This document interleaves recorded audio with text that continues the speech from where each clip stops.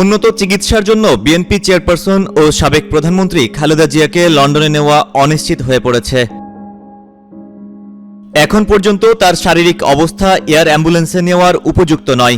বিশেষ করে খালেদা জিয়ার হৃদযন্ত্রের সমস্যা বেশ জটিল পর্যায়ে রয়েছে বলে সংশ্লিষ্ট দায়িত্বশীল সূত্রগুলো জানিয়েছে। এছাড়া ডায়াবেটিস, কিডনি, ফুসফুস সহ অন্যান্য সমস্যাগুলো অপরিবর্তিত রয়েছে। তাকে ঢাকায় রেখে চিকিৎসা করা হবে। প্রতিদিনই তার ডায়ালাইসিস করতে হচ্ছে। এ পরিস্থিতিতে ৮ ডিসেম্বর খালেদা জিয়াকে লন্ডনে নেওয়ার বিষয়ে বিএনপি ও খালেদা জিয়ার পরিবারের পক্ষ থেকে নতুন কোনো উদ্যোগের কথা জানা যায়নি। কাতারের আমিরের পক্ষ থেকে এয়ার অ্যাম্বুলেন্স পাঠানোর যে প্রক্রিয়া চলছিল সেটি স্থগিত রাখা হয়েছে। এদিকে খালেদা জিয়াকে দেখতে বিএনপির ভারপ্রাপ্ত চেয়ারম্যান তারেক রহমানের স্ত্রী জুবাইদা রহমান প্রতিদিনই রাজধানীর এভারকেয়ার হাসপাতালে যাওয়া আসা করছেন।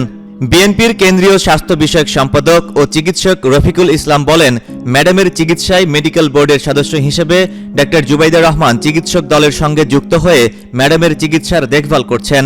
চিকিৎসার জন্য খালেদা জিয়াকে লন্ডন নিতে যে এয়ার অ্যাম্বুলেন্স ভাড়া করা হয়েছে সেটি এখনই আসছে না।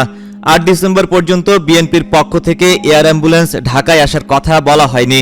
কারণ খালেদা জিয়া লন্ডনে যেতে পারবেন কিনা সেটি পুরোই নির্ভর করছে তার শারীরিক অবস্থা এবং মেডিকেল বোর্ডের সম্মতির ওপর। খালেদা জিয়াকে বিদেশে নেওয়ার জন্য কাতারের আমিরের পক্ষ থেকে জার্মানির এয়ারলাইন্স FAI এভিয়েশন গ্রুপ একটি এয়ার অ্যাম্বুলেন্স ভাড়া করে।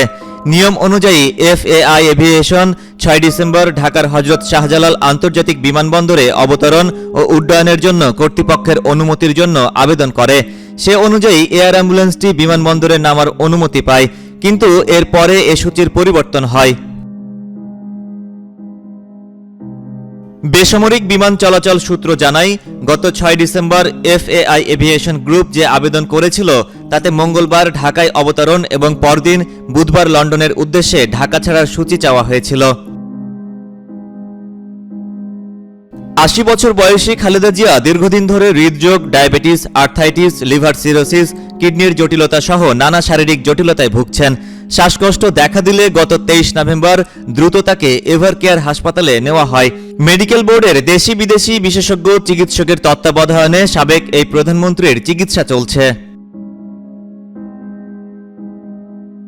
Desk report, citizen journal 24।